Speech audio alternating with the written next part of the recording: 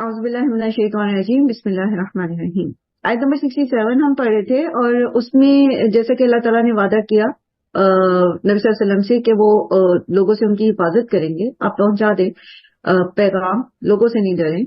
تو اس کے بہت سارے واقعات ہمیں سیرت میں ملتے ہیں جب لوگوں نے اٹیمپٹ کی آپ صلی اللہ علیہ وآلہ وسلم کو نقصان پہنچانے کی، لیکن اللہ تعالیٰ نے حفاظت کی۔ جیسے ابھی ایک واقعہ میں آپ سے بیان کری تھی کہ بالکل ابتدائی جو دعوت تھی، تو اس میں پھر حرم میں لوگوں نے آپ پہ حملہ کر دیا، تو ربیب جو حضرت خدیجہ کے پہلے شوہر سے جو تھے بیٹے تھے حضرت حارث ابن ابی حالہ، تو وہ گھر میں موجود تھے۔ انہیں جب خبر ہوئی تو وہ دوڑتے ہوئے آئے اور انہوں نے آپ نبی صلی اللہ علیہ وآلہ وسلم کو بچانا چاہا، تو ہر طرف سے ان پر تلواریں پڑی یہاں تک کہ وہ شہید ہو گئے۔ تو اسلام کی راہ میں جو نبی صلی اللہ علیہ وآلہ وسلم کی حفاظت میں اور اللہ کی خاطر جو پہلا خون بہا تھا، وہ نبی صلی اللہ علیہ وآلہ وسلم کے ربیب یعنی ان کے بیٹے جو حضرت خدیجہ کے پہلے شوہر سے تھے، حارث ابن ابی حالہ، ان کا تھا۔ ویسے حضرت سمیہ ہیں جو اسلام کی سب سے پہلی شہید ہیں، لیکن ان کو ابو جہل نے شہید کیا تھا کہ وہ اسلام قبول انہوں نے کیا تھا اس لیے۔ تو اللہ کی راہ میں خاص طور پر جو جان دی سب سے پہلی وہ حارث بن ابی حالہ ہیں۔ اسی طرح ابو جہل نے نبی صلی اللہ علیہ وآلہ وسلم کے قتل کا ارادہ کیا اور ایک بھاری پتھر اٹھا کے لایا، اور اس نے جو اس کے سارے ساتھی تھے وہاں بیٹھے، انہوں نے کہا کہ میں اس سے پتھر سے محمد صلی اللہ علیہ وسلم کا نعوذ باللہ سر کچل دوں گا۔ تو ایسے میں ابو جہل جب پہنچا تو وہ ڈر کے ایک دم پیچھے ہو کے خوفزدہ ہو کے پیچھے کی طرف ہو گیا۔ تو جب اس کا چہرہ بگڑ گیا خوف سے، تو لوگوں نے سے پوچھا کہ تم تو قتل کرنے گئے تھے محمد کو صلی اللہ علیہ وآلہ وسلم، تو تمہارا یہ اپنا حال ہو گیا۔ تو اس نے کہا کہ جب میں ان کی طرف بڑھ رہا تھا تو میری طرف ایک بڑا سا اونٹ جو تھا، وہ جس کی کھوپڑی ڈراؤنی تھی اور جس کے گردن اور دانت بھی اتنے خوفناک تھے، وہ میری طرف ایسے بڑھا کہ گویا وہ مجھے کھا جائے گا۔ تب وہ کون ہو سکتا؟ وہ کوئی فرشتہ ہوگا جو اللہ کی طرف سے نبی صلی اللہ علیہ وآلہ وسلم کی حفاظت پر مامور تھا۔ پھر اسی طرح عقبہ بن ابی معیط نے ارادہ کیا کہ نبی صلی اللہ علیہ وآلہ وسلم کا گلا گھونٹ کر آپ کو قتل کر دے۔ تو اس نے آپ کی گلے میں چادر ڈالی اور اس کو بال دینے شروع کر دیے، یہاں تک کہ گھٹنا شروع ہو گیا آپ کا گلا۔ اور اتنے میں حضرت ابوبکر صدیق آئے اور انہوں نے عقبہ کو پرے دھکیل کر آپ صلی اللہ علیہ وسلم کو چھڑایا، اور اس پر پھر انہوں نے سب نے مل کے حضرت ابوبکر صدیق کو بہت زیادہ زد و کوب کیا، یہاں تک کہ بہت شدید زخمی کر دیا، اور حضرت ابوبکر کو ان کے گھر لے جایا گیا، اور جب وہ ہوش میں آئے تو سب سے پہلے انہوں نے نبی صلی اللہ علیہ وآلہ وسلم کے بارے میں پوچھا کہ وہ کیسے ہیں۔ پھر حضرت عمر نے قتل کا ارادہ کیا تھا نبی صلی اللہ علیہ وسلم کا، لیکن انہوں نے اسلام قبول کر لیا۔ یہ واقعہ آپ سب نے سنا ہوا ہے۔ اور پھر آپ یہ بھی دیکھتے ہیں کہ حضرت ابو طالب جو تھے وہ ہر وقت کچھ لوگوں کو نبی صلی اللہ علیہ وآلہ وسلم کے ساتھ رکھتے تھے ان کی حفاظت کے لیے۔ بظاہر اسباب کچھ اور ہیں، اور بھی بہت سارے واقعات ہیں جن میں عمیر بن وہب جو جمحی تھا 2 ہجری میں، اس نے قتل کا ارادہ کیا آپ صلی اللہ علیہ وسلم کا۔ اسی طرح یہود نے جو 4 ہجری میں ارادہ کیا نبی صلی اللہ علیہ وآلہ وسلم کو قتل کرنے کا۔ پھر اسی طرح سمامہ بن اسال نے قتل کا ارادہ کیا نبی صلی اللہ علیہ وسلم کا، لیکن سمامہ نے بھی پھر بعد میں اسلام قبول کر لیا تھا۔ پھر اسی طرح یہود نے ایک اور دفعہ سن 7 ہجری میں زہر آلود بکری کے ذریعے جو ہے وہ آپ صلی اللہ علیہ وسلم کو قتل کرنے کا ارادہ کیا، پھر چکی کا پاٹ گرا کے آپ کے اوپر ارادہ کیا، لیکن اللہ سبحانہ تعالیٰ نے ہمیشہ نبی صلی اللہ علیہ وآلہ وسلم کی حفاظت کی۔ خسرو پرویز شاہ ایران جو تھا، اس نے بھی ارادہ کیا تھا، اس نے بھی چاہا کہ نبی صلی اللہ علیہ وآلہ وسلم کی طرف فوجی بھیجے اور اپنے آدمی بھیجے جو نبی صلی اللہ علیہ وسلم کو گرفتار کرے نعوذ باللہ، اور پھر وہ لے کر آئے۔ تو اس سے پہلے کہ وہ وہاں پہنچتا تو خود خسرو پرویز کے بیٹے نے جو ہے وہ اس کو قتل کر دیا تھا۔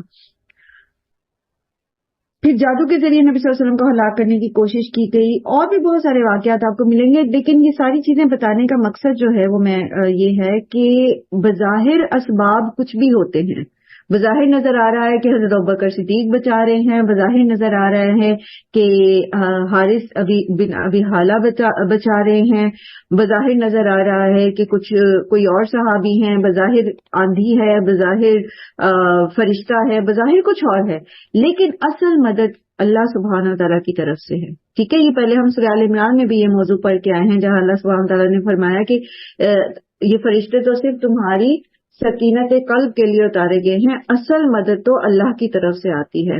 تو اصل حفاظت اللہ کی طرف سے ہوتی ہے، اصل حفاظت کرنے والا اللہ ہے، کوئی اور آپ کی حفاظت نہیں کر سکتا اگر اللہ آپ کی حفاظت نہ چاہے. ٹھیک ہے، تو اسباب اختیار ضرور کیے جاتے ہیں، یا لوگ بظاہر نظر ضرور آتے ہیں لیکن وہ تبھی ہوتے ہیں جب اللہ سبحانہ و تعالیٰ ان کا اذن ہوتا ہے، اللہ کے حکم سے وہ سب کچھ ہو رہا ہوتا ہے. ٹھیک، تو اصل میں مددگار کون ہے، اصل میں مدد کون کرتا ہے، اللہ سبحانہ تعالیٰ کر دیں. ٹھیک ہے، اصل الحفیظ کون ہے، اللہ سبحانہ تعالیٰ ہے.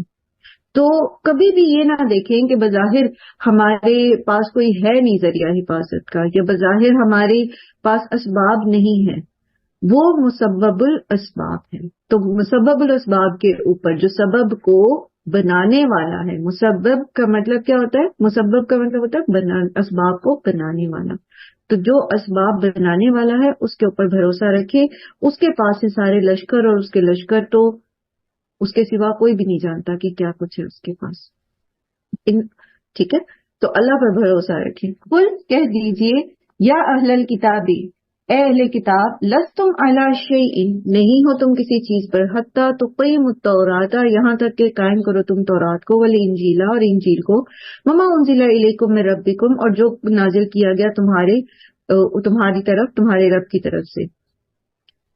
وَلَا يَزِيدَنَّ كَثِيرًا مِّنْهُمْ مَا أُنزِلَ إِلَيْكَ مِن رَّبِّكَ طُغْيَانًا وَكُفْرًا، اور البتہ ضرور زیادہ کر دے گا اکثریت کو ان میں سے جو کچھ نازل کیا گیا آپ صلی اللہ علیہ وسلم کی طرف آپ کے رب کی طرف سے، طغیانًا وکفرا، سرکشی اور کفر میں. فلا تأس علی القوم الکافرین، تو آپ کافروں پر افسوس نہ کیجیے.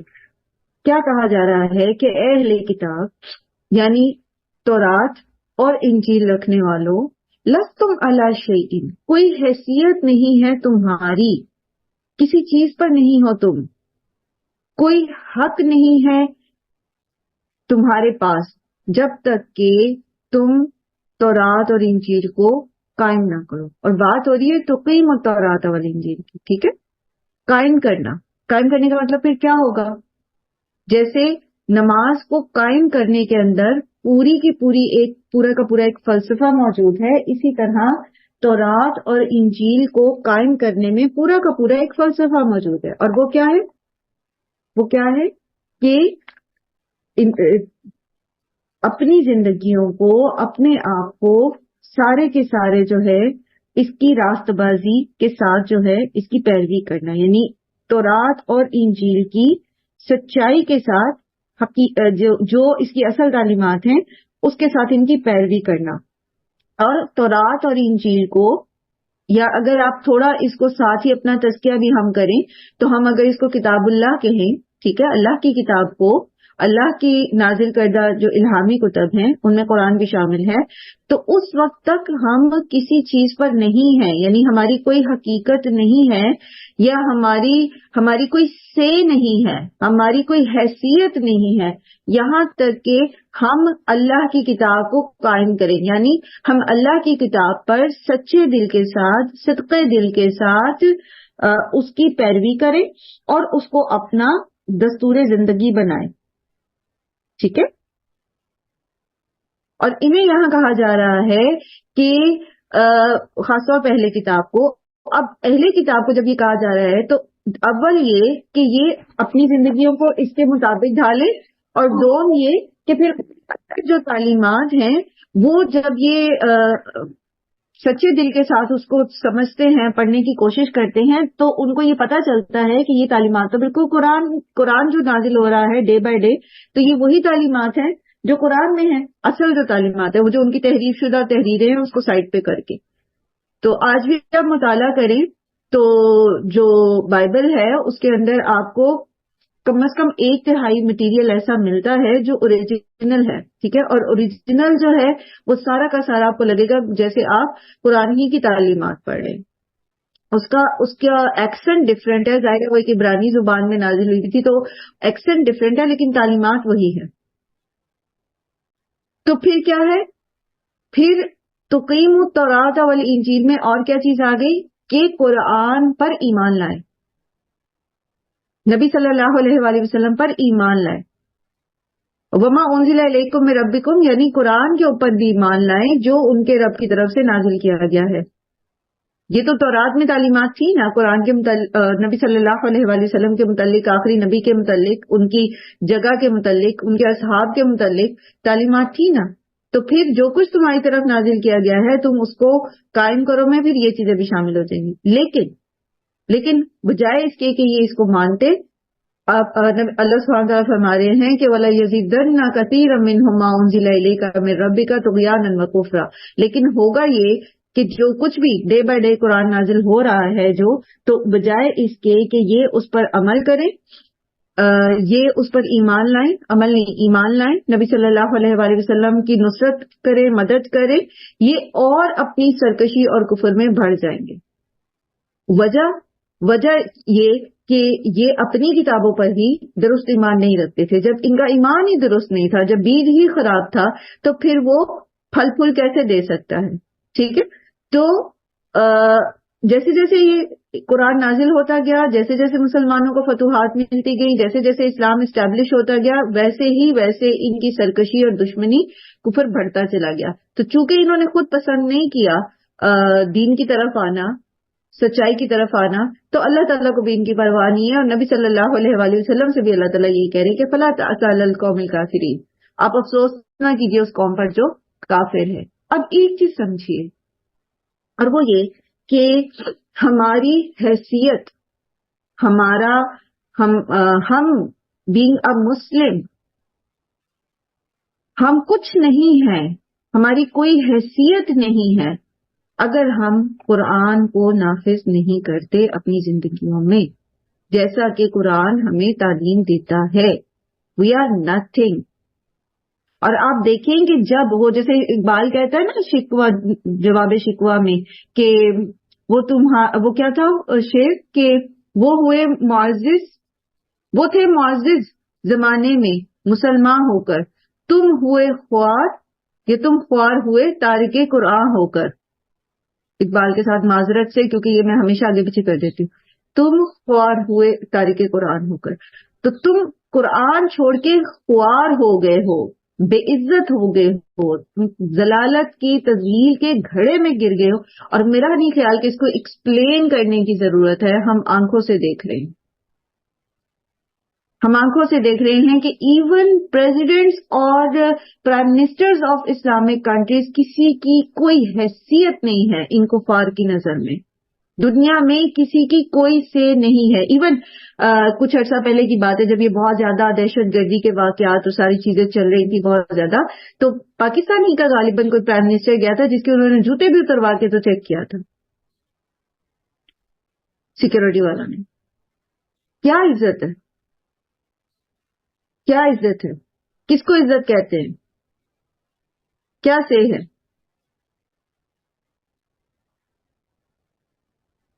کیوں خوار ہو گئے ہیں ہم؟ کیوں ہم سونے میں لدے پھندے بھی ہیں نا، تو ہماری دنیا میں کہیں کوئی عزت نہیں ہے، کیونکہ ہم نے قرآن پر عمل چھوڑ کے کفار سے دوستیاں کی، ان کی غلامی کو پسند کیا، تو اب ہم غلام ہیں. کوئی رسپیکٹ نہیں ہے امت مسلمہ کی اس وقت پوری دنیا میں. نہ کوئی رسپیکٹ ہے، نہ کوئی پروٹیکشن ہے، نہ کوئی ہیومینیٹیرین رائٹس ہے. انسان نہیں سمجھتے وہ آپ کو. جہاں جس کو جیسے موقع ملتا ہے وہ مسلمانوں کو، مسلم ممالک کو نقصان پہنچانے میں پیش ہیں. وجہ ہم نے قرآن چھوڑ دیا. ہم سے اللہ تعالیٰ کے جو وعدے ہیں کہ تم ہی جیتو گے، تمہاری ہی فتح ہوگی، تم کامیاب ہوگے، تمہیں دنیا اور آخرت میں کامیابیاں ملیں گی. وہ وعدے، اس کی بیس پیچھے کیا ہے کہ قرآن کو قائم کرو، قرآن کو نافذ کرو. سو جب ہم نے قرآن ہی کو چھوڑ دیا اور دین کے نام پہ ہم نے کیا پکڑ لیا؟ دین کے نام پہ کیا پکڑ لیا؟ ہمارے مدارس کا زیادہ تر سلیبس کس چیز کے بارے میں ہے؟ فقہی امور کے بارے میں، فروعی امور کے بارے میں. کہاں ہے اخلاقی اقدار؟ کہاں ہے وہ تعلیمات جو قرآن آپ کو دیتا ہے؟ فقہ تو بعد میں آتی ہے، لیکن سب سے زیادہ جو فوکس کیا جاتا ہے ہمارے ہاں وہ اختلافی امور کے اوپر کیا جاتا ہے. اور موٹی موٹی فقہی کتابیں جو ہیں وہ پڑھ کے ہم علماء تو بنا رہے ہیں لیکن حامل قرآن نہیں بنا رہے. تو جو علم پھر وہ پڑھ لیتے ہیں اس کے اوپر عمل بھی نہیں نظر آتا، اور پھر جو پڑھ لیتے ہیں وہ دوسروں تک اس کو اس نہج پہ پہنچاتے نہیں جس طرح پہنچانے کا حق ہے. وہ وہی چیز پہنچاتے ہیں جو ان کے اپنے سیکٹ کو، اپنے فرقے کو سپورٹ کر رہی ہوتی ہے. کیوں نہیں فرقہ بندی ختم ہوتی؟ جبکہ اللہ سبحانہ تعالیٰ نے کیا فرما دیا تھا؟ سب ہم پڑھتے واعتصموا بحبل اللہ جمیعا ولا تفرقوا، اللہ کی رسی کو سب مل کے پکڑ لو اور تفرقہ بازی میں نہ پڑو. تو یہ اللہ کی رسی آپ کو تفرقوں سے روکتی ہے، لیکن اس کو آپ اہمیت نہیں دیتے اور نقصان اٹھا رہے. فلا تأسوا علی القوم الکافرین. خوف نہیں آتا یہ ہمیں سن کے، پڑھ کے، قرآن پڑھ کے کہ اگر قیامت کے دن وہ جیسے آتا ہے نا، قرآن میں ہی آتا ہے کہ رسول اس دن کہیں گے کہ یا اللہ یہ میری قوم ہے جس نے قرآن کو چھوڑ دیا تھا، جس نے قرآن کو چھوڑ دیا تھا. آج تو ہم بڑے گیت گاتے نا نبی صلی اللہ علیہ وسلم سے محبت کے اور ان کی شفاعت کی ہمیں امیدیں ہیں، حوض کوثر پہ ان کے ہاتھ سے پانی پینے کی امیدیں ہیں. اگر اس دن انہوں نے کہہ دیا کہ نہ کوئی پرواہ نہیں مجھے تمہاری، تم نے کیا کیا ہے دنیا میں؟ جس مقصد کے لیے تمہیں اکٹھا کیا گیا تھا، جس مقصد کے لیے تمہیں پیدا کیا گیا تھا، جس مقصد کے لیے تم امت مسلمہ بنائے گئے تھے، تم نے کیا کیا؟ تم تو اپنی انفرادی زندگیوں میں قرآن کو چھوڑ چکے تھے. فلا تأسوا علی القوم الکافرین. نہ کہ یہ اعتقادی کافر، عملی کافر تو بنے ہوئے ہیں ہم. کتنا قرآن ہماری زندگیوں میں نظر آتا ہے. اللہ ہم پہ رحم کرے، اللہ ہم پہ رحم کرے، اللہ ہمیں باتوں سے زیادہ عمل کی توفیق دے. کتنا کا قرآن ہماری زندگیوں میں نظر آتا ہے.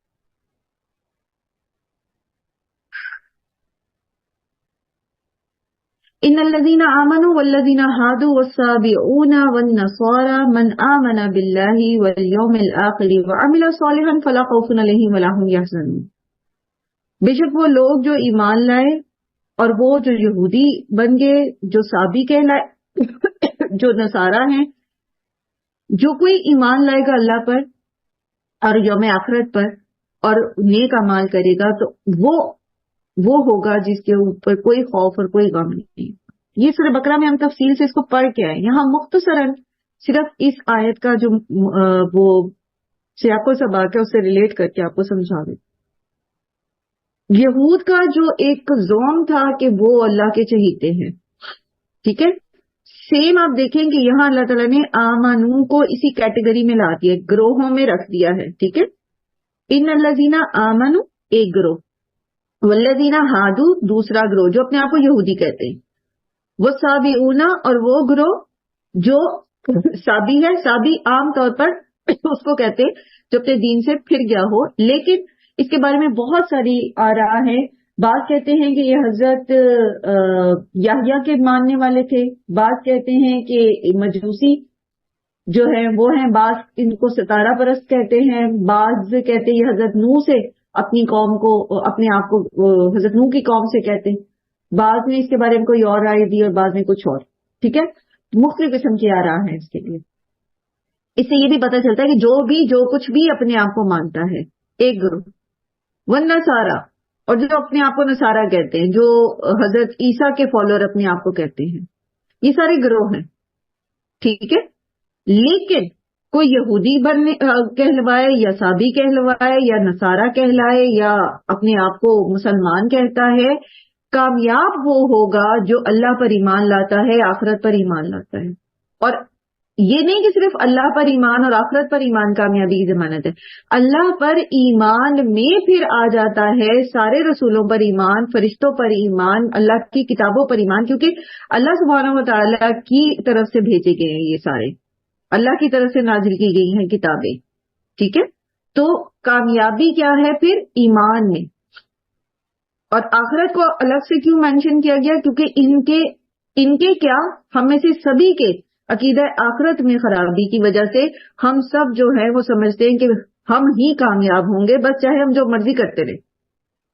تو بیسکلی یہاں جو مقصد ہے یہ بیان کرنے کا وہ یہ ہے کہ جتنے بھی گروہ اس وقت موجود ہیں، جو اس وقت نبی صلی اللہ علیہ وآلہ وسلم کے دور میں جتنے بھی مذاہب وہاں پر موجود تھے، ان کو خطاب کر کے بتایا جا رہا ہے کہ کسی گروہ سے تعلق رکھنے سے آپ کامیاب نہیں ہوتے. کامیاب آپ تب ہوتے ہیں جب آپ اپنی زندگی ایمان کی روشنی میں آخرت کو سامنے رکھتے ہوئے گزارتے، پھر آپ کامیاب ہوں گے، پھر آپ اس سٹیٹس پہ پہنچیں گے کہ فلا خوف علیہم ولا ہم یحزنون. ٹھیک، تو جو بات سمجھنے کی ہے وہ یہ ہے کہ ان الذین آمنوا کو بیچ میں ہی رکھا گیا ہے. تو جو شعوری ایمان نہیں رکھتا، جو اپنے ایمان کی روشنی میں زندگی نہیں گزارتا، جو آخرت کو سامنے رکھ کے زندگی نہیں گزارتا، چاہے وہ لا الہ الا اللہ کہہ رہا ہے، تو یہ خوشخبری سے وہ نکل جائے گا کہ اس کے لیے کسی قسم کا کوئی خوف اور کسی قسم کا غم نہیں. پھر وہ جو ایک الٹیمیٹ سکسیس ہے اس کی خوشخبری نہیں ہے اس کے لیے. ہاں یہ ہے کہ جو لا الہ الا اللہ کہتا ہے، رائی کے دانے برابر بھی ایمان جس کے دل میں ہوگا، چاہے وہ کسی بھی نبی کی امت میں سے ہے، بالآخر اس کو نکال لیا جائے گا جہنم سے. لیکن وہ جو ایک کامیابی ہے، وہ جو فوز عظیم ہے کہ جو آگ سے بچا لیا گیا اور جنت میں داخل کر دیا گیا، ذالک الفوز العظیم، وہ اصل میں کامیابی ہے. وہ کیا ہے؟ ٹھیک ہے، تو وہ نہیں ملے گی. جیسا انجام یہودیوں کا، صابیوں کا، نصرانیوں کا ہونا ہے نا کہ وہ اپنے رسولوں پر صحیح سے ایمان نہیں لائے، پھر وہ محمد صلی اللہ علیہ وسلم پر ایمان نہیں لے کر آئے، پھر وہ آخرت کے معاملے میں اپنے عقائد سے جو ان کے غلط عقائد تھے ان کی وجہ سے وہ اپنی زندگی کو جو ہے وہ عمل صالح کے ساتھ گزار نہیں سکے. تو جو باقی لوگ ہیں انجام کار، ان کا بھی اسی طرح کا ہوگا. بات سمجھ آ رہی ہے؟ اس آیت کو یہاں پر واللہ عالم، اللہ سبحانہ تعالیٰ سب سے بہترین علم رکھنے والے ہیں، لیکن جو مفسرین بیان کرتے ہیں اور جو ہمیں سمجھ آتی ہے، تو اتنی ساری گفتگو کے بعد پیچھے جو اہل کتاب کو بار بار بتایا جا رہا ہے کہ تورات قائم کرو، تورات اور انجیل کی روشنی میں فیصلے کرو. پیچھے یہی موضوع ہم کتنے دنوں سے پڑھ رہے ہیں. تو کامیابی تمہیں تب ملے گی جب تم اللہ کی کتاب کو نافذ کرو گے اپنی زندگیوں میں، انفرادی طور پر، اجتماعی طور پر. اس کے فوراً بعد اس آیت کا مقصد پھر کیا سمجھ آتا ہے کہ یہی کہ اگر ہم یہ نہیں کرتے، چاہے ہم کسی بھی گروہ سے تعلق رکھتے ہیں، چاہے ہم جو مرضی کانسیپٹس رکھتے ہیں آخرت کے بارے میں، ہماری کوئی حیثیت نہیں ہے. ہاں اگر ایمان لاتے ہیں شعوری اور آخرت کو سامنے رکھتے ہوئے اعمال اپنے کرتے ہیں ڈے ٹو ڈے لائف میں، تو پھر یہ ہے، پھر شیورٹی ہے. پھر آپ کو اللہ سبحانہ تعالیٰ خود بتا رہے فلا خوف علیہم ولا هم یحزنون، کامیابی تمہاری ہی ہے، تمہیں ہی کامیابی ملے گی. لقد اخذنا میثاق بنی اسرائیل، البتہ تحقیق لیا ہم نے پختہ عہد بنی اسرائیل سے، وارسلنا الیہم رسلا، اور بھیجے ہم نے ان کی طرف کئی رسول. قریباً کہا جاتا ہے کہ 4000 کے قریب جو ہے نبی تھے ان کے، اور ان میں سے کچھ رسول، انبیاء، ٹوٹل انبیاء رسول 4000 تھے، لیکن کچھ رسول تھے. نبی اور رسول میں فرق تو آپ لوگوں کو پتہ ہے نا. نبی جو تھے وہ تقریباً 1,24,000 تھے، ٹھیک ہے، اور قریباً ایگزیکٹ فگر نہیں ہے لیکن قریباً، اور رسول تقریباً 313 تھے. رسول وہ ہوتے ہیں جو شریعت لے کر آتے ہیں، اور نبی وہ ہوتے ہیں جو پہلے سے موجود رسول کی شریعت کو لے کر فالو کرتے ہیں. تو ان میں جو رسول آئے ہیں ان میں حضرت موسیٰ ہے جو شریعت لے کر آئے، اور حضرت عیسیٰ. باقی زیادہ تر انبیاء جو ہیں، حضرت داؤد جو ہیں ان پر وہ زبور نازل ہوئی ہے، لیکن زبور شریعت نہیں لے کر آئی تھی. زبور بھی بیسیکلی تورات ہی کی کنٹینیوٹی تھی، جیسے کہ انجیل بھی بیسیکلی تورات ہی کی کنٹینیوٹی ہے. ٹھیک ہے، اسی کو ریوائز کیا گیا ہے، کیونکہ خرابی اتنی بڑھ گئی تھی ان کے اندر کہ وہ اپنی اصل تعلیمات بھلا چکے تھے، تو پھر انجیل جو ہے اس نے تورات کو ریوائز کیا تھا، شریعت وہی تھی. تو اللہ تعالیٰ ہمارے یہاں ہم نے بھیجے ان کی طرف کئی رسول، کلما جب کبھی جاءہم آیا ان کے پاس رسول کوئی رسول، اور یہاں جب نبی کو سے الگ بات نہیں ہو رہی تو پھر یہ انبیاء کے معنوں میں بھی آ جائے گا. ٹھیک ہے، یعنی بہت سارے انبیاء ان کی طرف بھیجے گئے. کلما جب کبھی جاءہم رسول بما لا تہوی انفسہم فریقا کذبوا وفریقا یقتلون، جب بھی کوئی رسول ان کے پاس آیا جس نے ان کو منع کیا ان کی خرابیوں سے، ان کی بے راہ رویوں سے، ان کی حرام کاریوں سے، تو پھر کیا ہوا؟ فریقاً کذبوا، رسولوں کے ایک گروہ کو انہوں نے جھٹلا دیا، اللہ کا رسول ہی نہیں مانا، کسی کو جیل میں ڈال دیا، کسی کو ملک بدر کر دیا، کسی کو جیسے حضرت الیاس کے بارے میں آتا ہے کہ انہوں نے جب وہ بادشاہ جو تھا، جو اس دور کا مسلمان بادشاہ تھا بنی اسرائیل کا، اس نے ایک مشرک عورت سے شادی کی جو بال بت کی پجارن تھی، تو اس نے بال کے جو بت کردے تھے اپنے ملک میں بنانے شروع کر دیے، اس کی لوگوں کو اس کی پوجا کی طرف وہ بلانا شروع ہو گئی. تو حضرت الیاس نے جب منع کیا تو انہوں نے حضرت الیاس کو ملک بدر کر دیا. اسی طرح حضرت یحییٰ اور حضرت زکریا کو انہوں نے قتل کیا. اسی طرح حضرت عیسیٰ کو انہوں نے مصلوب کرنے کی کوشش کی. اپنی طرح تو انہوں نے قتل کر دیا، وہ کہتے ہیں کہ ہم نے قتل کر دیا، وہ تو ہمیں پتا ہے، اللہ تعالیٰ نے بتایا کہ نہیں قتل کیا، اللہ تعالیٰ نے ان کو زندہ اٹھا لیا. پیچھے سورہ نساء میں آپ پڑھ کے آئے. کیوں کیا؟ وجہ کیا تھی؟ کلما جاءہم رسول بما لا تہوی انفسہم، جو ان کی باتیں جو ان کے نفسوں کو پسند نہیں آتے تھے نا احکامات، جب رسول آ کے سمجھاتے تھے کہ یہ تم غلط کر رہے ہو تو انہوں نے مانا ہی نہیں، بہت سو کو مانا ہی نہیں، اور بہت سو کو انہوں نے قتل کر دیا.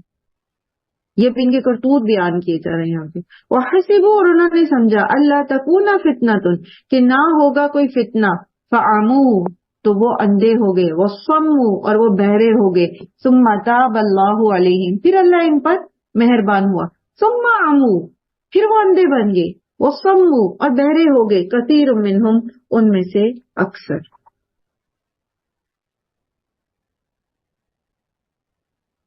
اصل میں یہ جو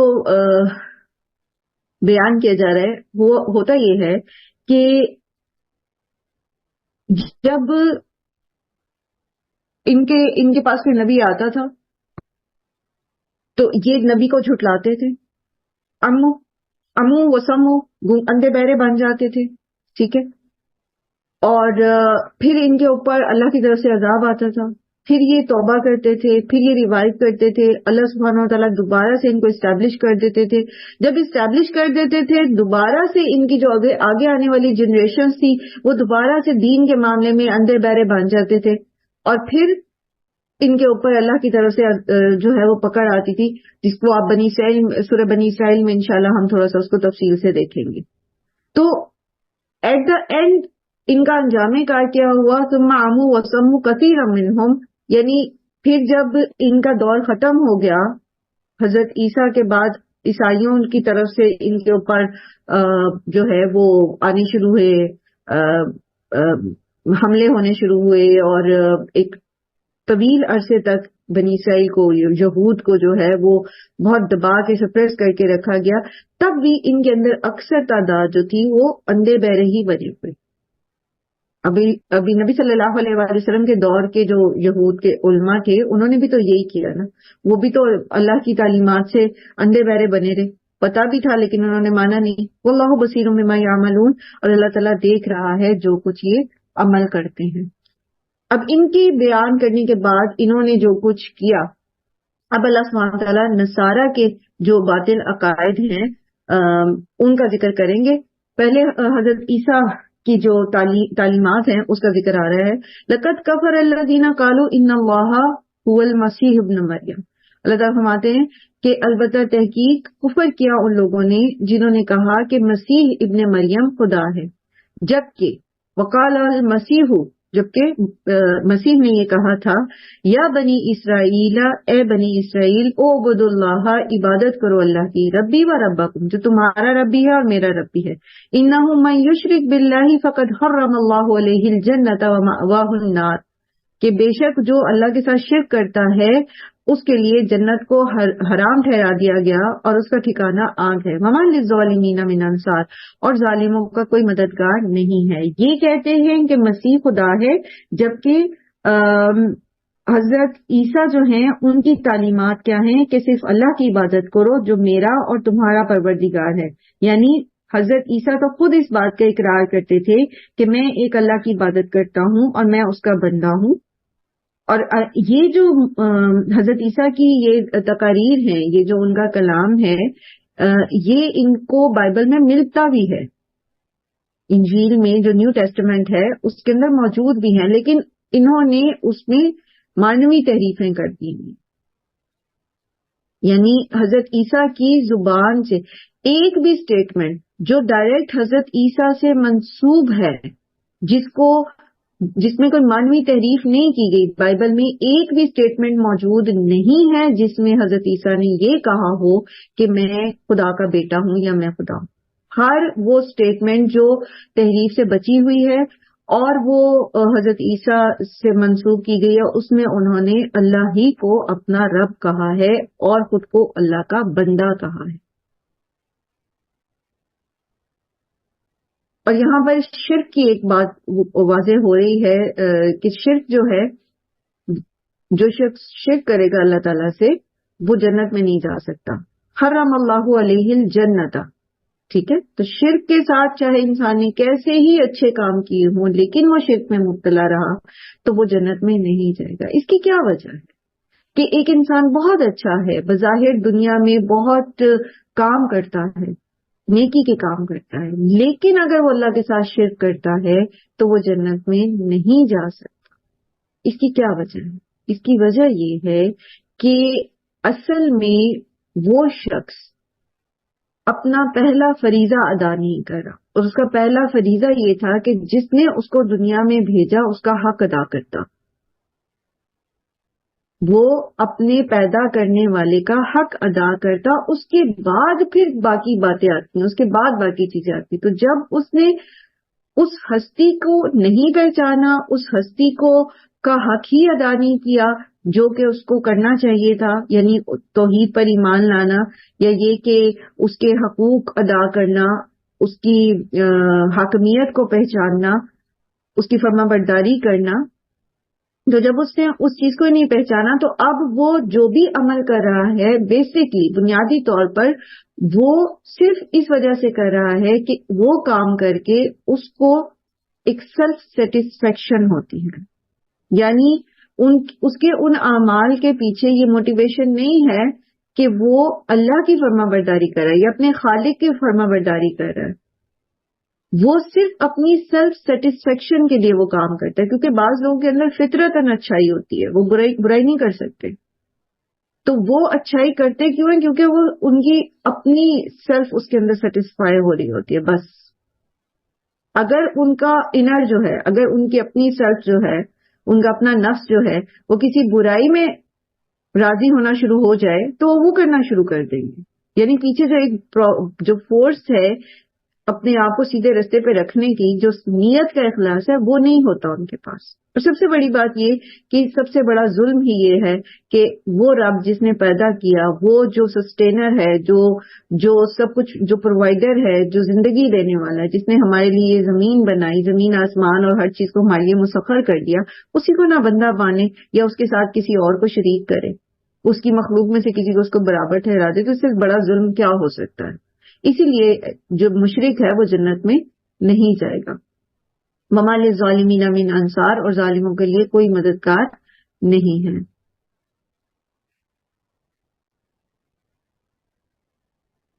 لقد کفر الذین قالوا، البتہ تحقیق کفر کیا ان لوگوں نے، قالوا جنہوں نے کہا، ان اللہ ثالث ثلاثہ، کہ بے شک اللہ تیسرا ہے تین کا. یہاں پر ان کا یہ عقیدہ جو عیسائیوں کا ہے، عقیدہ تثلیث جسے ٹرینٹی کہتے ہیں، اس کا رد کیا جا رہا ہے. ان کی جو انجیلیں ہیں نا مختلف قسم کی، پہلے میں نے آپ کو ذکر کیا تھا، متی، مرقس اور لوکا، ٹھیک ہے. ان کی یہ جو انجیلیں ہیں اس میں عیسیٰ علیہ السلام کے الہ ہونے کی گنجائش نہیں تھی. خود عیسیٰ علیہ السلام نے بھی، اور خاص طور پر جو انجیل برنباس ہے، انجیل برنباس جو ابھی آپ سن بھی رہے ہوں گے، دیکھ بھی رہے ہوں گے، سوشل میڈیا پہ خبریں بھی آ رہی ہیں کہ 1500 سال پرانی انجیل جو ہے وہ ایک ملی ہے، 1600 سال یا 1500 سال پرانی جو انجیل برنباس ہے. انجیل برنباس جو ہے نا ان کی، اس میں اللہ کی توحید بیان کی گئی ہے، اور وہ پرپزلی چھپا دی گئی تھی. یعنی ان کے جو تحریف شدہ عقائد ہیں ان کو چرچ نے نافذ کرنے کے لیے، جو لاسٹ ان کی کنگ جانس ورژن ہے، تو جب کنگ جان ورژن انہوں نے کرنا تھا نافذ پورے اس میں چرچ آف روم نے، تو اس وقت پھر انہوں نے وہ انجیل برنباس تھی وہ چھپا دی تھی. وہ اس کو بالکل ایسے یہ سمجھتے ہیں گویا وہ انجیل کا ہے ہی نہیں. مطلب وہ بیسیکلی حضرت عیسیٰ نے تو انجیل نہیں لکھی تھی، نہ لکھوائی تھی، ٹھیک ہے، انہوں نے نہیں لکھوائی تھی. ان کے جانے کے بعد قریباً بعض کہتے ہیں 80 سال بعد، بعض کہتے ہیں 75 سال بعد، اور بعض 100 سے اوپر سال بعد کہتے ہیں کہ انجیل جو ہے وہ حضرت عیسیٰ کے حواری اور حواریوں کے سٹوڈنٹس نے لکھی تھی. تو یہ جو ہے نا متی، مرقس، لوکا، برنباس، یہ بیسیکلی ان کے سٹوڈنٹس تھے، ان کے حواری تھے یا ان کے سٹوڈنٹس تھے، ٹھیک ہے، حواریوں کے سٹوڈنٹس تھے، انہوں نے لکھی تھی. تو ان میں اوریجنل تعلیمات بہرحال کافی زیادہ تھی، بہتر تھی. سو بات یہ ہے کہ یہ جو تثلیث کا یا الوہیت مسیح کا عقیدہ ہے، یعنی حضرت عیسیٰ کو الہ ماننے کا، یہ جو ہے یہ 4 صدی عیسوی میں رائج ہوا ہے. یعنی حضرت عیسیٰ کے آسمان پر اٹھائے جانے کے 400 سال بعد قریباً یہ عقیدہ جو ہے یہ رائج ہوا. اور کیوں ہوا؟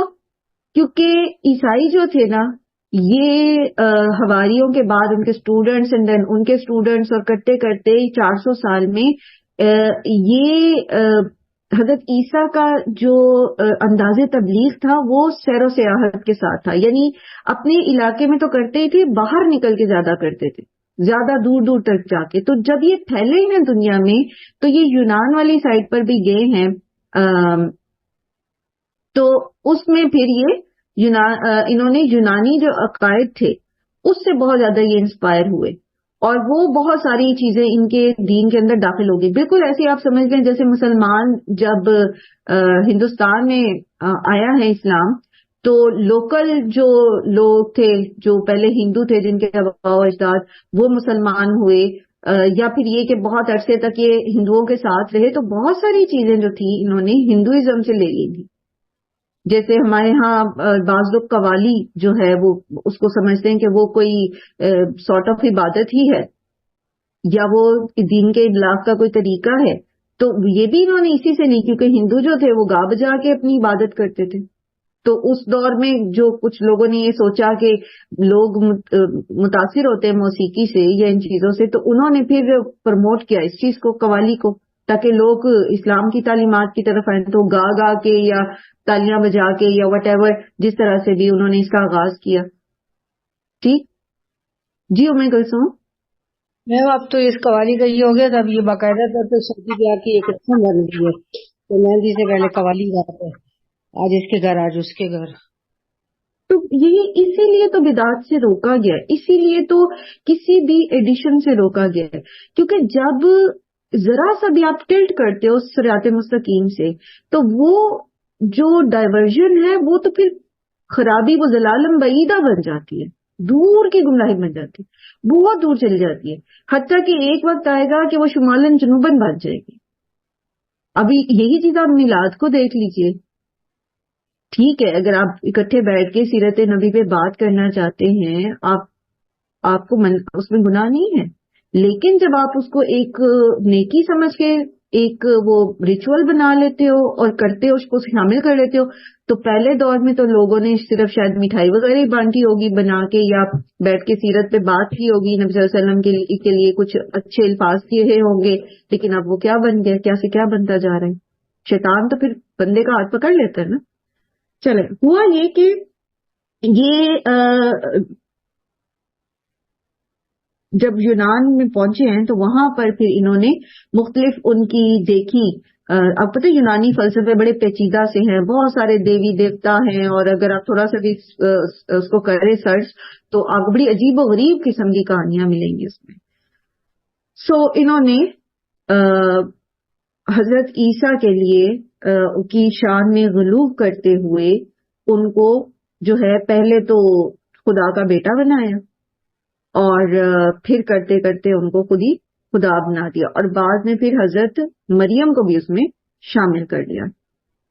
تو یہاں پر اس آیت میں اللہ تعالیٰ نے عیسیٰ علیہ السلام کی الوہیت کی جو ہے وہ تردید کی، خاص طور پر عقیدہ تثلیث کی. اچھا، عقیدہ تثلیث جو ہے اس میں دو طرح کے ان کے اندر عقیدے ہیں، یعنی ٹرینٹی میں بھی ان میں اختلاف اس طرح سے پایا جاتا ہے کہ ایک تو یہ ہے کہ عیسیٰ یعنی خدا کا بیٹا اور روح القدس، ٹھیک ہے، پھر خدا کا بیٹا اور مریم، یعنی ٹرینٹی میں بھی دو طرح سے اس کو بناتے ہیں. اور اس میں ان کا عقیدہ یہ ہے کہ تینوں خدا ہیں، تینوں اپنی الگ الگ حیثیت بھی رکھتے ہیں اور تینوں ایک ہیں. ایک ہی ہستی جو ہے وہ تین شکلوں میں بھی ہے اور وہ ایک بھی ہے. اتنا یہ پیچیدہ اور عجیب سا ہے کہ بہت سارے ریورٹس جن کے انٹرویو مجھے سننے کا اتفاق ہوا تو ٹرینٹی سے ہی وہ اس سے ہو کر بیزار ہو کر انہوں نے حق کی تلاش شروع کی اور وہ اسلام تک پہنچے. سو یہ ایک خاصا پیچیدہ سا ان کا کانسیپٹ ہے. اس میں جو وجوہات ہیں، جو بیان انہوں نے جو عقیدہ گھڑا، اس میں یہ تھا کہ عیسیٰ بغیر باپ کے پیدا ہوئے، ٹھیک ہے، اور پھر یہ کہ ان کو زندہ اٹھا لیا گیا، کیونکہ ان کا بھی عقیدہ ہے نا کہ پہلے سولی چڑھا دیے گئے تھے، پھر وہ واپس آئے، پھر ان کو زندہ اٹھا لیا گیا. پھر یہ کہ مریم جو ہیں ان کے لیے ان کو اس لیے انہوں نے اس میں شامل کر لیا کہ وہ جو تھیں کنواری تھیں اور انہوں نے بیٹا جنا. سو بہت ساری چیزیں جو ہیں جو کہ بالکل سیدھی سادی سی صرف ایک کانسیپٹ کے ساتھ درست ہو سکتی ہیں کہ وہ اللہ جس نے پوری دنیا پیدا کی وہ بغیر باپ کے مریم کو بغیر شوہر کے بیٹا بھی عطا کر سکتا تھا، اس میں کچھ بھی مشکل نہیں تھا. لیکن بہرحال جب انسان شیطان کے پھندے میں آتا ہے تو کچھ کا کچھ دین کا بنا دیتا ہے. وما من الہ الا الہ واحد، اور نہیں ہے کوئی الہ برحق مگر ایک ہی اللہ. وَإِن لَّمْ يَنْتَهُوا، اور اگر وہ باز نہیں آئے، اما یقولون، اس بات سے جو وہ کہتے ہیں، لَيَمَسَّنَّ الَّذِينَ كَفَرُوا مِنْهُمْ عَذَابٌ أَلِيمٌ، تو البتہ ضرور پہنچے گا ان کو جنہوں نے کفر کیا دردناک عذاب. اب وہ جو مرضی کہتے رہیں گے عیسیٰ جو ہیں وہ کفارہ ادا کر گئے ہیں ہمارا، اور جو مرضی سمجھتے رہیں گے اپنے کانسیپٹس میں، لیکن صاف صاف اللہ تعالیٰ نے فرما دیا کہ اگر یہ سب کہنے سے باز نہ آئے، یہ اللہ کی الوہیت پر ایمان نہ لائے، اس کے واحد لا شریک ہونے پر ایمان نہ لائے، تو ان کے لیے عذاب علیم ہے. افلا یتوبون الی اللہ ویستغفرونہ، کیا بھلا نہیں وہ توبہ کریں گے اللہ کی طرف اور بخشش مانگیں گے اس سے. واللہ غفور الرحیم، اور اللہ بہت بخشنے والا اور نہایت رحم کرنے والا ہے. سبحان اللہ، اتنا بڑا کفر کیا، اتنا بڑا بہتان انہوں نے اللہ پر لگایا، نعوذ باللہ شرک کیا اللہ تعالیٰ کے ساتھ، کہ حضرت عیسیٰ کو اللہ کا بیگاٹن سن کہتے ہیں، صلبی بیٹا کہتے ہیں، نعوذ باللہ ثم نعوذ باللہ. اس کے باوجود سبحان اللہ دیکھیں ہمارے رب کی رحمت اور اس کا غفور اور غفار ہونا کہ وہ کہتے کہ یہ ابھی بھی باز نہیں آئیں گے. اگر یہ توبہ کر لیں، یہ باز آ جائیں، یہ اللہ سے بخشش مانگ لیں، تو اللہ بہت بخشنے والا اور رحم کرنے والا.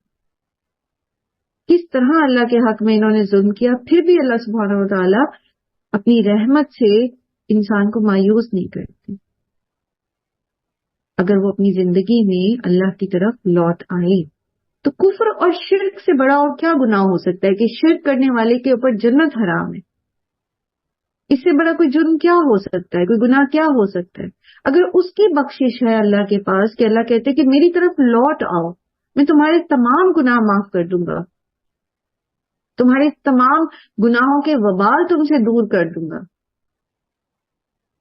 تو پھر ہم جو غلطیاں کرتے ہیں، جو کوتاہیاں کرتے ہیں، جو کمی کر بیٹھتے ہیں، جبکہ ہم اللہ پر ایمان رکھتے ہیں، اللہ تعالیٰ کی وحدانیت پر ایمان رکھتے ہیں، اس کے ساتھ اس کی حقوق اور اس کی جو صفات ہیں، اس کی ربوبیت اور اس کی الوہیت میں کسی کو شامل نہیں کرتے، تو پھر کیا اللہ تعالیٰ ہمیں معاف نہیں کرے گا؟ ہم کیوں اللہ سے مایوس ہوں؟ اللہ سے مایوس تو صرف کافر ہی ہوتے ہیں نا. تو جو بھی غلطی ہو جاتی ہے، جہاں بھی کوتاہی ہو جاتی ہے، جہاں بھی کمی بیشی ہو جاتی ہے، دیر اینڈ دین اللہ سے معافی مانگے. میں بندہ ہوں نا اللہ تعالیٰ، میں پرفیکٹ تو نہیں ہوں نا. آپ نے مجھے بنایا، آپ کو پتا ہے کہ میں پرفیکٹ نہیں ہوں. آپ کو پتا ہے میں کوشش کرتا ہوں کہ میں آپ کی فرما برداری کر سکوں، پر میں نہیں کر پاتا. آپ کو پتا ہے کہ شیطان کے بھی پھندے ہیں، میرے نفس کے پھندے ہیں. آپ مجھے معاف کر دیں. آپ مجھے اس طرح کا بنا دیں جیسا آپ مجھے پسند کریں. آپ مجھے ویسا بنا دیں کہ میں سابقون میں سے ہو جاؤں. تو کیا اللہ تعالیٰ ہماری دعا نہیں سنے گا؟ کیا اللہ ہماری مدد نہیں کرے گا؟ وہ جو کافروں اور مشرکوں کو کہتا ہے کہ واپس آ جاؤ، میں تمہارے سارے گناہ معاف کر دوں گا. وہ جو بتوں کو، اللہ کی مخلوق کو، جو جانوروں کو اور اجرام فلکی کو اور دیگر چیزوں کو اللہ کے برابر بٹھا دیتے ہیں، اللہ تعالیٰ کی ذات میں شریک کر دیتے ہیں، اللہ کے بندوں کو، اللہ کی مخلوق کو اللہ کی صفات میں شریک کر دیتے ہیں، جو ظلم عظیم کرتے ہیں، اللہ ان کو کہتے ہیں آج میں معاف کر دوں گا. تو پھر ہم اللہ کی طرف پلٹنے میں دیر کیوں کریں؟ ہم کیوں سوچتے ہی رہ جائیں اور کبھی یہ دل میں گمان نہ لئے اللہ مجھے معاف نہیں کرے، اب تو اللہ مجھے معاف نہیں کرے. یہ اللہ پر بہت بڑا بہتان ہے کہ اگر انسان کی اب تو اللہ مجھے معاف نہیں کرے گا، کیونکہ اللہ کا اپنا وعدہ ہے کہ وہ معاف کر دے گا. اللہ کا وعدہ ہے، سچے دل سے توبہ کرو، چاہے 1000 بار کرو، سچے دل سے کرو، کیونکہ نیتوں کے بھید تو وہ جانتا ہے نا، وہ معاف کر دے گا. مل مسیح ابن مریم، نہیں ہے مسیح ابن مریم الا رسول، مگر یہ کہ رسول، قد خلت من قبلہ الرسل، ان سے پہلے بھی بہت سے رسول گزر چکے. وامہ صدیقہ، اور ان کی ماں بہت سچی تھی. کانا یاکلان الطعام، وہ دونوں کھانا کھایا کرتے تھے. انظر کیف نبین لہم الآیات، دیکھو کس طرح ہم واضح کرتے ہیں ان کے لیے آیات. ثم انظر، پھر دیکھیے، انا یؤفکون، کہاں سے پھیرے جاتے ہیں. قل اتعبدون من دون اللہ ما لا یملک لکم ضرا ولا نفعا، کہہ دیجئے کیا تم عبادت کرتے ہو اللہ کو چھوڑ کے ان کی جو نہیں ملکیت رکھتا تمہارے لیے کسی بھی نقصان کا نہ نفع کا. اللہ هو السمیع العلیم، جبکہ اللہ جو ہے وہ خوب سننے والا اور علم رکھنے والا ہے. تو یہاں ان آیات میں اللہ سبحانہ و تعالیٰ نے ان کے عقیدے کے بطلان کے لیے کچھ دلائل دیے ہیں. سب سے پہلے تو یہ کہ عیسیٰ جو تھے وہ خدا نہیں تھے، وہ اللہ کے رسول تھے. کیسے پتہ چلا؟ کیونکہ ان سے پہلے بھی بہت سے رسول گزر چکے ہیں. ٹھیک ہے، ایسا نہیں ہے کہ عیسیٰ جو ہے وہ کوئی شخص تھے جو اللہ کا کوئی پیغام لے کر آئے. تو ان سے پہلے بھی بہت سے رسول گزر چکے ہیں، اور رسولوں کے بارے میں خود یہ بھی جانتے تھے، اور خود ان میں بہت سے انبیاء آئے تو یہ اس حقیقت کو جانتے تھے کہ تمام رسول جتنے بھی اللہ نے بھیجے ہیں وہ سارے کے سارے کون تھے؟ مرد تھے. ٹھیک ہے، وما ارسلنا من قبلک الا رجالا نوحی الیہم من اہل القری، سب انسان تھے جنہیں اللہ نے بنا کے بھیجا، رسول بنایا. تو پھر یہ بھی انسان تھے، پھر یہ الہ کیسے ہو گئے؟ ٹھیک ہے،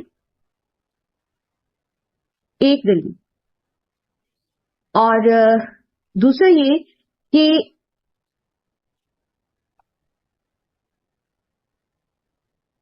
وَأُمُّهُ صِدِّیقَہ، اور ان کی ماں بہت سچی تھی. تو وہ ایک عورت کے بطن سے پیدا ہوئے تھے.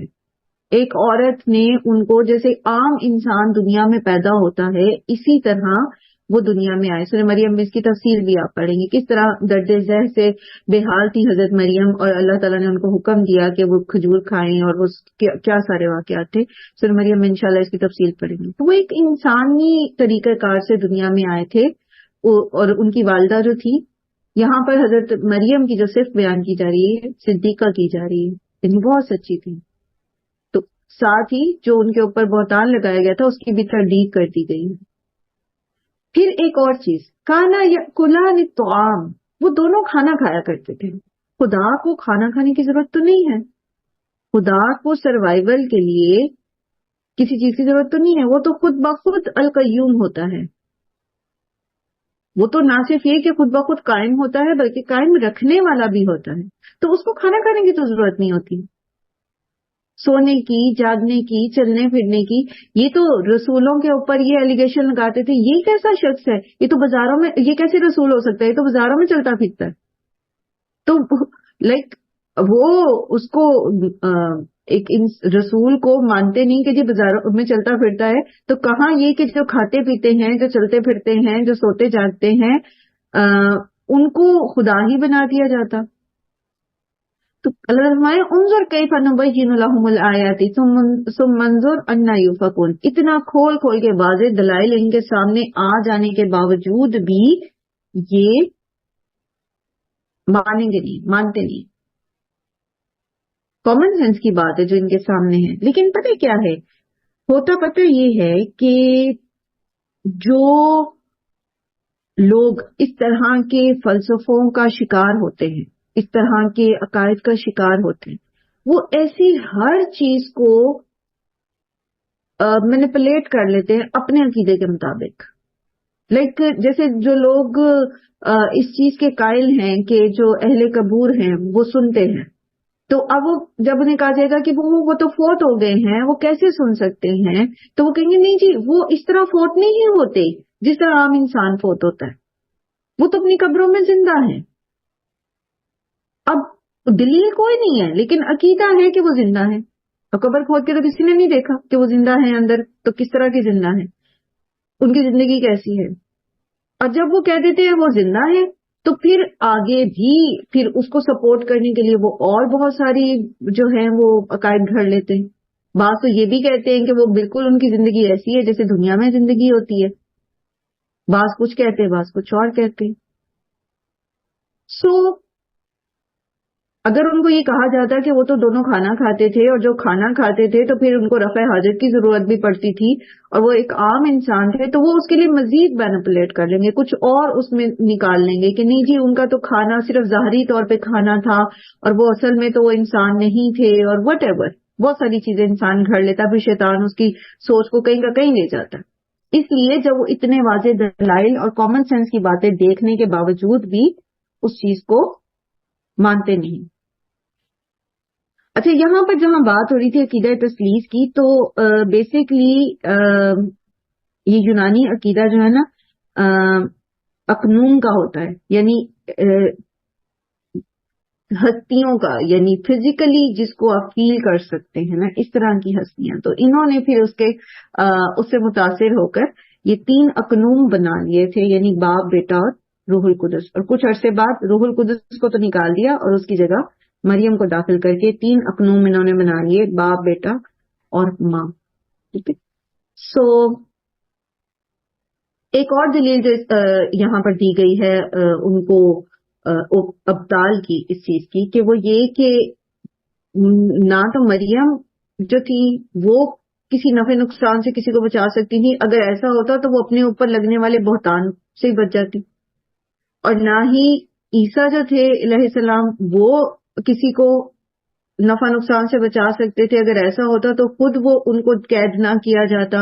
ان کی اپنی کتابوں میں لکھا ہوا ہے کہ کس طرح ان کو جو ہے وہ لے کر گئے وہ سولی چڑھانے کے لیے، اور کس طرح سے ساری چیزیں. ہم اس چیز کو کسی بھی نبی کی رسپیکٹ کے خلاف سمجھتے ہوئے ہم نہیں مانتے، لیکن یہ کہ ان کی اپنی کتابوں میں یہ چیزیں لکھی ہیں. ٹھیک ہے. ہم تو یہ مانتے ہیں نا کہ حضرت عیسیٰ کو اللہ تعالیٰ نے اٹھا لیا تھا، اور جس کو لے جایا گیا وہ حضرت عیسیٰ نہیں تھے. جو کچھ یہ لکھتے ہیں اس کے بارے میں کہ اس کے منہ پہ تھوکا گیا، اور اس کو کانٹوں کا تاج پہنایا گیا، اور اس کو گھسیٹا گیا، اور یہ کیا گیا اور وہ کیا گیا، تو ان کے اپنے عقائد کے مطابق وہ تو اپنے آپ کو اس ساری چیز سے نہیں بچا سکے، تو ان کو کیا بچائیں گے. تو یہ ایک اور دلیل جو ہے یہاں دی جا رہی ہے کہ وہ کیسے عبادت کے لائق ہو سکتا ہے جو کسی کو نفع نقصان پر قدرت نہیں رکھتا. پھر حضرت فرماتے قل یا اہل الکتابی، اے اہل کتاب، لا تغلو فی دینکم، نہ تم غلو کرو اپنے دین میں، غیر الحق کی، بغیر حق کے. اور غلو کے بارے میں پہلے بھی ہم نے پڑھا ہے. غلو کیا ہوتا ہے بتائیے، پیچھے پڑھا نا غلو کیا ہوتا ہے. ان میں ملاوٹ اجازت ہی کرنا پڑھ کر اس کو پیش کرنا ہے زیادہ ملاوٹ نہیں ہوتا. غلوف کا مطلب ہوتا ہے بڑھا دینا، کسی کی جگہ سے اس کو یا بڑھا دینا یا کم کر دینا اس کی حیثیت سے.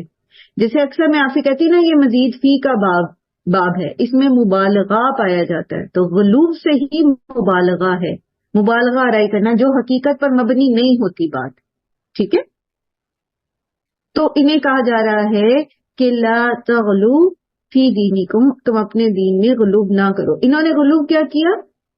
انہوں نے حضرت عیسیٰ کو انسان کی حیثیت سے بڑھا کر خدا بنا دیا.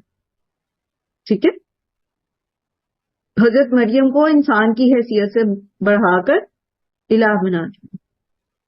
اور یہودیوں نے غلوب کیا کیا تھا؟ انہوں نے حضرت عیسیٰ کو نبی نہیں مانا اور حضرت مریم پر بہتان لگا دیا. تو یہ دونوں غلوب کی مثالیں ہیں.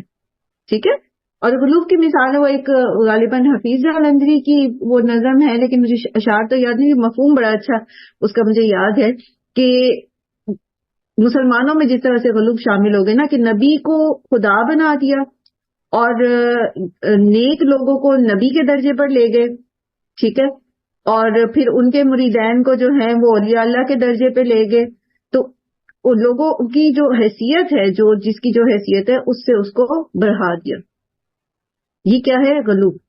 دین میں غلوب جو ہے یہ بہت خطرناک ہوتا ہے، اتنا خطرناک جیسا کہ یہاں عیسائیوں کی مثال سے ہمیں سمجھ آتی ہے کہ وہ انسان کو ہی خدا سمجھ بیٹھتے. اس لیے جس کو جس حیثیت میں اللہ تعالیٰ نے پیدا کیا ہے اس کو اسی حیثیت میں رہنے دینا چاہیے. ٹھیک ہے، پورے قرآن میں یہ چیز ثابت ہے بغیر کسی حدیث کے ریفرنس کے کہ انبیاء انسان ہوتے ہیں. ٹھیک، تو ان کو انسان ہی رہنے دینا چاہیے. پھر پورا قرآن یہ ثابت کرتا ہے اپنی آیات کی بغیر کسی بہت لمبی چوڑی تفسیر کے کہ اللہ کی ذات میں، اللہ کی صفات میں کوئی شریک نہیں ہے، تو کسی کو اس میں شریک نہیں کرنا چاہیے. پورا قرآن آپ کو یہ چیز بتاتا ہے کہ انبیاء پر وحی آتی تھی. انبیاء کو معجزے اللہ تعالیٰ نے دیے تھے. انبیاء بھی انسان تھے، وہ بھی کہیں ٹیلی پورٹ نہیں ہو سکتے تھے. تو کسی بھی اولیاء اللہ کو انبیاء کے درجے پہ پہنچا دینا اور یہ سوچنا کہ جس طرح انبیاء پہ وحی آتی تھی ان پر بھی کشف ہوتے ہیں، جس طرح انبیاء کو معجزے دیے جاتے تھے ان کو کرامات دی جاتی ہیں، تو یہ ساری چیزیں ایک دن بڑھتی جائیں گی اپنی حد سے، اور پھر کیا ہوگا؟ اسی قسم کا شرک نظر آنا شروع ہو جائے گا. اور آتا بھی ہے. جو لوگ نہیں سمجھتے قرآن کو ان میں آپ دیکھتے ہیں کس طرح کے شرک پائے جاتے ہیں، لیکن وہ پھر بھی نہیں سمجھتے کہ وہ شرک کر رہے ہیں. اللہ تعالیٰ ہم سب پر رحم کرے. ان کو بھی ظاہر ہے شاید پہنچا نہیں قرآن اس طرح، لوگوں نے کوشش ہی نہیں کی جن کے پاس قرآن تھا کہ وہ لوگوں تک صحیح معنی پہنچاتے ہیں اس کے. سو کیا کہا جا رہا ہے؟ یا اہل الکتابی لا تغلو، نہ تم غلو کرو. یہ تغلو نہ تھا، ٹھیک ہے، لا نہیں لگنے کی وجہ سے تغلو ہو گیا. لا تغلو فی دینکم غیر الحق ولا تتبعوا اہواء قوم قد ضلوا من قبل، اور نہ تم پیروی کرو خواہشات کی ایک قوم کی تحقیق جو گمراہ ہو گئے اس سے پہلے. وَأَضَلُّوا كَثِيرًا، اور انہوں نے گمراہ کیا کثیر تعداد کو. وَضَلُّوا، اور وہ بھٹک گئے، عن سواء السبیل، سیدھے راستے سے، جو سیدھے راستے سے بھٹک چکے ہیں ان کی پیروی نہ کرو، ان کے پیچھے نہ چلو.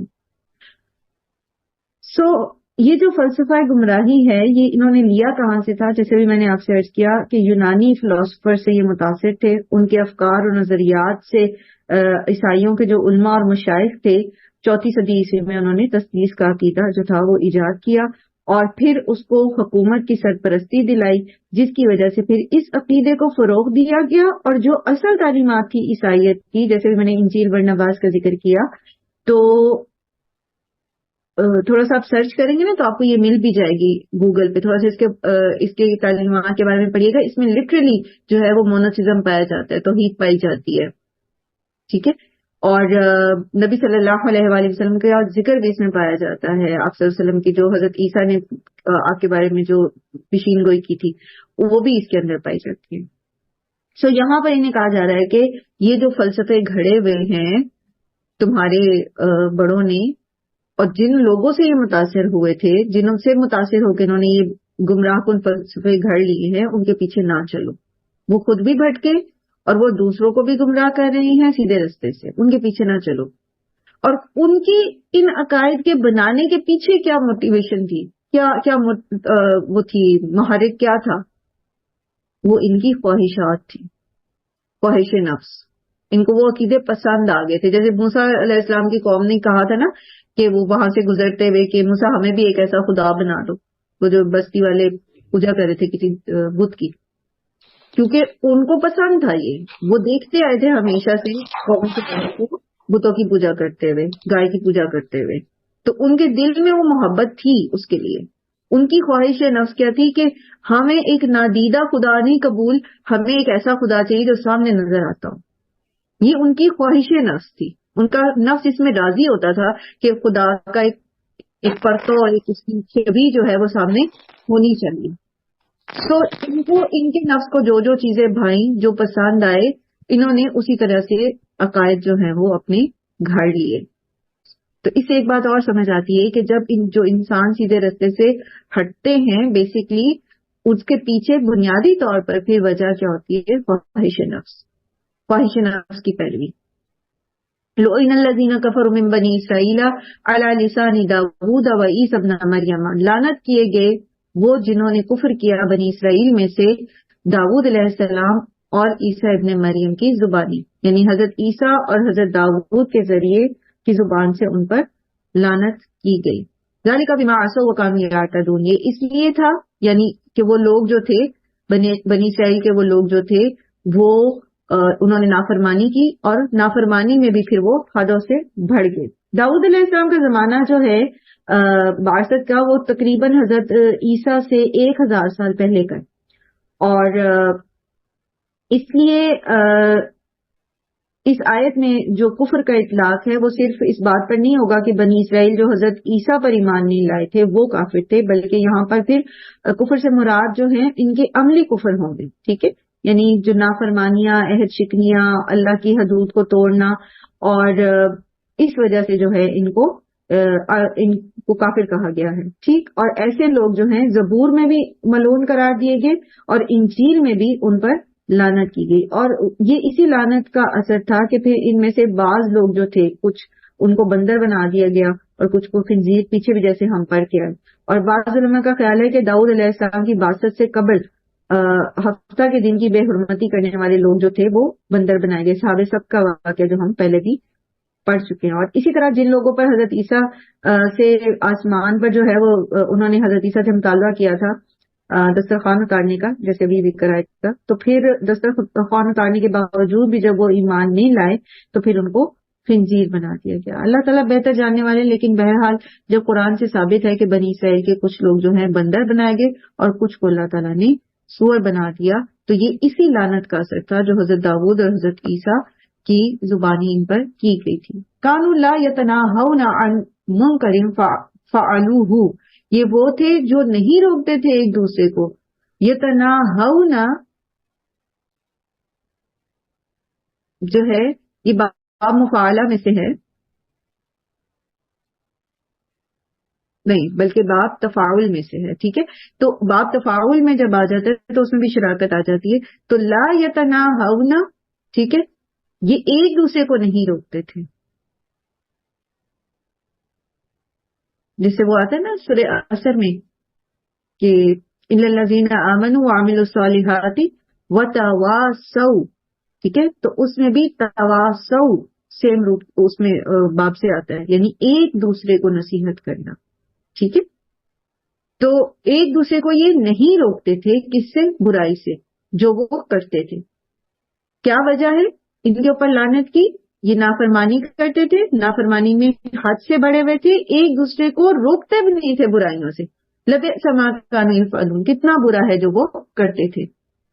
ترى كثيرا منهم يتولون الذين كفروا، آپ دیکھیں گے کثیر تعداد کو ان میں سے جو دوستی کرتے ہیں ان لوگوں سے جنہوں نے کفر کیا. لبئس ما قدمت لهم انفسهم، کتنا برا ہے جو آگے بھیجا ان کے لیے ان کے نفسوں نے. ان سخط اللہ علیہم، یہ کہ ناراض ہوا اللہ ان پر. وفی العذاب هم خالدون، اور وہ عذاب میں ہیں جس میں وہ ہمیشہ رہیں گے. تو یہاں سے مراد پھر وہی ہیں جو یہود جو تھے جو مشرکوں سے دوستی کرتے تھے، اور یہاں کفار سے مراد یعنی مشرکین ہیں، کیونکہ ان کی جو بدعملیاں ہیں جو شرک کرتے ہیں، جن میں عیسائی بھی شامل تھے شرک میں، اور اسی طرح دوسرے مشرکین بھی شامل تھے. ٹھیک ہے، تو اس کا بیان یہاں پر کیا گیا ہے. تو یہود و نصارہ سے دوستی کرنے والے یعنی منافقین جو ہیں ان کا ذکر یہاں پر آ رہا ہے، اور یہود کا ذکر آ رہا ہے خاص طور پر کہ انہوں نے ایسے لوگوں سے دوستیاں کی جس کی وجہ سے اللہ تعالیٰ ان پر ناراض ہوا. وفی العذاب هم خالدون، اور وہ ہمیشہ عذاب میں رہنے والے ہیں. وَلَوْ كَانُوا يُؤْمِنُونَ بِاللَّهِ وَالنَّبِيِّ وَمَا أُنزِلَ إِلَيْهِ مَا اتَّخَذُوهُمْ أَوْلِيَاءَ وَلَكِنَّ كَثِيرًا مِّنْهُمْ فَاسِقُونَ، اور اگر وہ ایمان لاتے اللہ پر اور نبی پر اور جو کچھ نازل کیا گیا ہے نبی صلی اللہ علیہ وآلہ وسلم کی طرف، مَا اتَّخَذُوهُمْ، تو وہ نہ بناتے ان کو یعنی مشرکین کو، کفار کو، اولیاء دوست. وَلَكِنَّ كَثِيرًا مِّنْهُمْ فَاسِقُونَ، لیکن ان میں سے اکثر جو ہیں وہ فاسق ہیں. گویا یہاں پھر وہی دوستی کی بات ہو رہی ہے کہ جو لوگ اللہ پر ایمان رکھنے والے ہوتے ہیں، اللہ کے نبی صلی اللہ علیہ وآلہ وسلم پر ایمان رکھتے ہیں، قرآن پر ایمان رکھتے ہیں، تو وہ اللہ کے دشمنوں سے دوستیاں نہیں کرتے. لیکن بات یہ ہے کہ اکثریت ان میں سے فاسق ہے. اکثریت جو ہے وہ نہ تو ایمان رکھتی ہے اللہ پر، نہ وہ اپنی شریعت پر ایمان رکھتی، نہ اپنی کتابوں پر ایمان رکھتی، نہ اپنے رسولوں پر ایمان رکھتی. ٹھیک ہے، اس لیے چونکہ وہ اپنی خواہش نفس کے پیروکار تھے، تو اکثریت ایسی جو ہے ان میں موجود تھی. بہتر تھا کہ یہ ایمان لاتے اللہ پر، محمد صلی اللہ علیہ وسلم پر، قرآن پر، اور ایسے لوگوں سے دوستیاں نہ کرتے، کفار سے دوستیاں نہ کرتے. لیکن اکثریت جو تھی وہ ایمان لانے والی نہیں تھی. لَتَجِدَنَّ أَشَدَّ النَّاسِ عَدَاوَةً لِلَّذِينَ آمَنُوا الْيَهُودَ وَالَّذِينَ أَشْرَكُوا.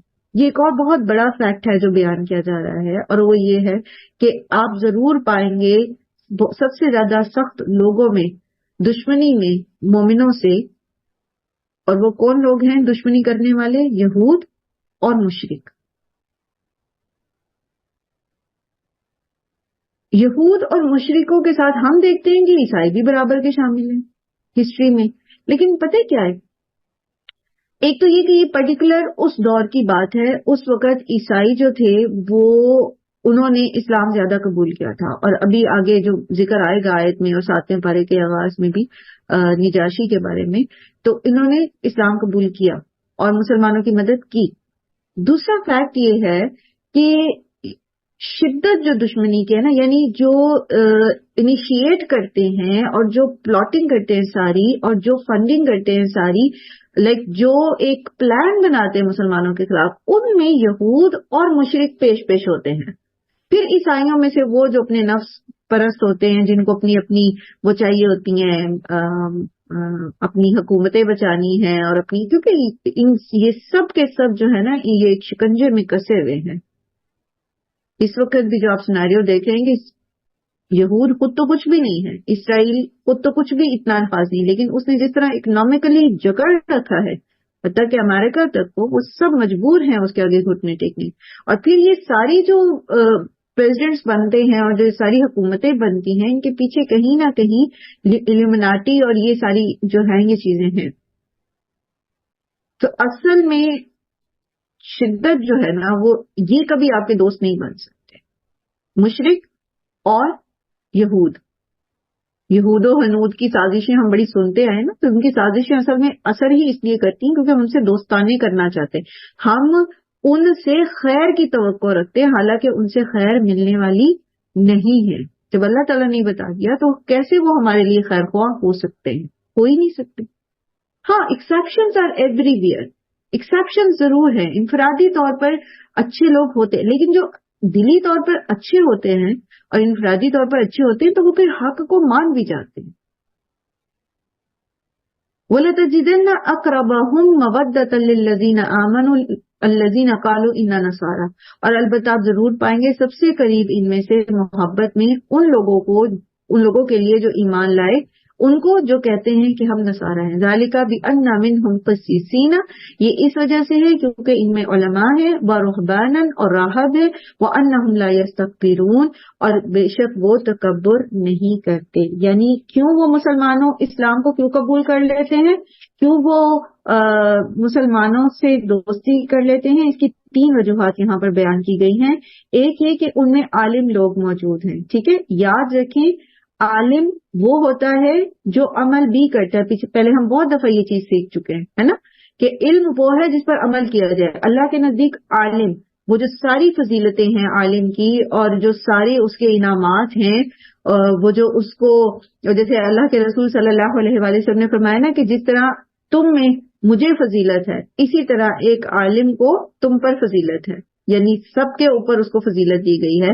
और फिर एक आलिम जो है उसके लिए दुनिया की तमाम मखलूक जो है, चाहे वो समंदर की मछलियां हैं या बिलों में चूंटियां हैं, सब उसके लिए दुआएं करती हैं. तो ये कौन से आलिम हैं? ये वो आलिम है जो आलिम बाअमल होते हैं, यानी जो अपने इल्म के ऊपर अमल करने वाले होते हैं. सो इनमें ऐसे लोग पाए जाते थे. निस्बतन यहूद के उलमा का क्या हाल था, उनके बारे में क्या पीछे हम मुसलसल पढ़ते आए हैं कि वो उलमाए सू थे, वो अपने इल्म के ऊपर अमल करने वाले नहीं थे.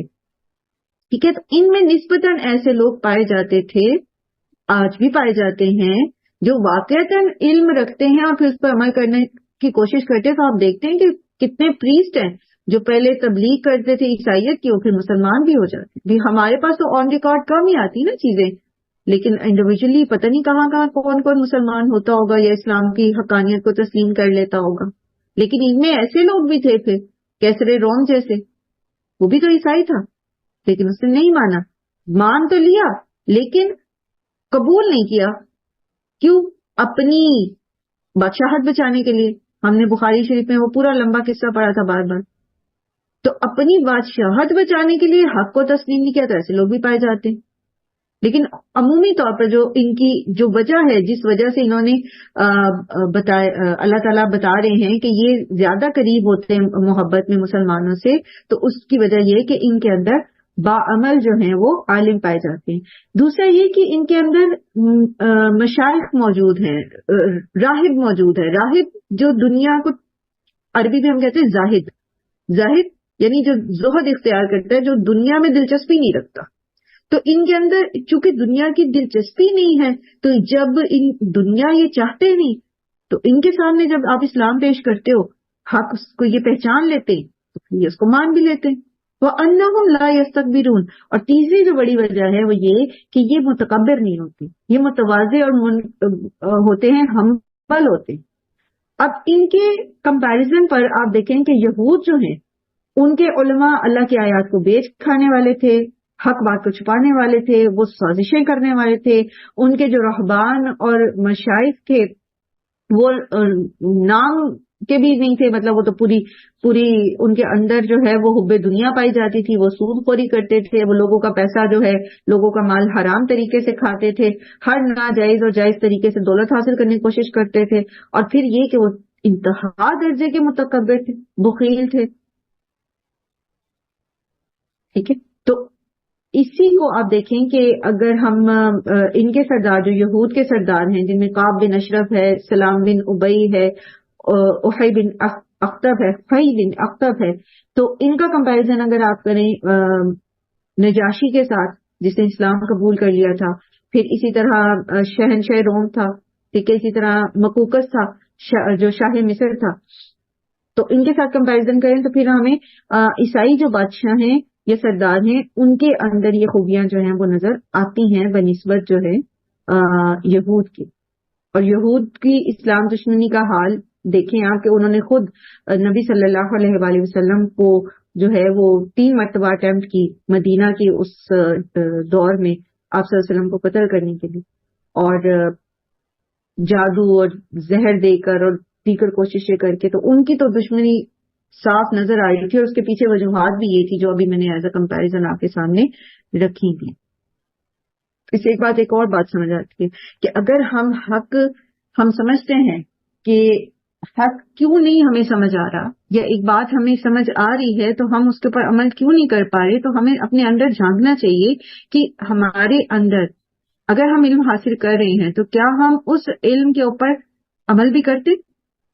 دوسرا یہ کہ ہمارے اندر دنیا کی زندگی، دنیا کی چیزیں اور ان کی کیا اہمیت ہے، اور یہ کہ کہیں ہمارے اندر تکبر تو نہیں پایا جاتا، کیونکہ علم ہونے کے ساتھ اگر تکبر بھی موجود ہے، بڑائی کا احساس بھی ہے، اور تکبر کیا ہوتا ہے؟ بطر الحق وغمت الناس، ٹھیک ہے، حق کو نہ ماننا اور لوگوں کو حقیر سمجھنا۔ تو اگر یہ کسی کے اندر بھی ہے اور اس کے ساتھ وہ علم بھی حاصل کر رہا ہے، تو وہ کبھی بھی اس پر عمل نہیں کر سکتا، اس علم پر عمل نہیں کر سکتا، وہ حق کو تسلیم نہیں کر سکتا، جیسے کہ ابلیس کے ساتھ ہوا تھا۔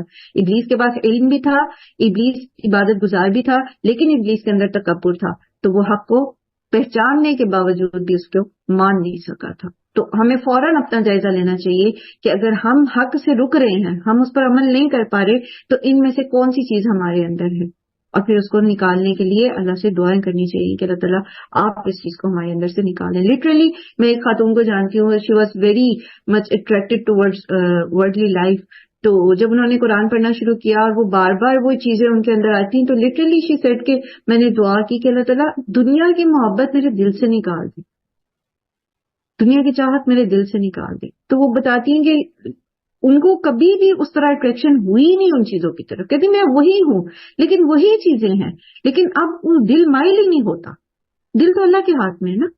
تو ہم اللہ سے دعا کریں کہ اللہ تعالیٰ آپ ہمیں اپنا فرمانبردار بنا دیں، آپ ہمارے لیے جو ہے اسباب بنا دیں، ان ہدایت کی طرف ہمارے راستے کھول دیں۔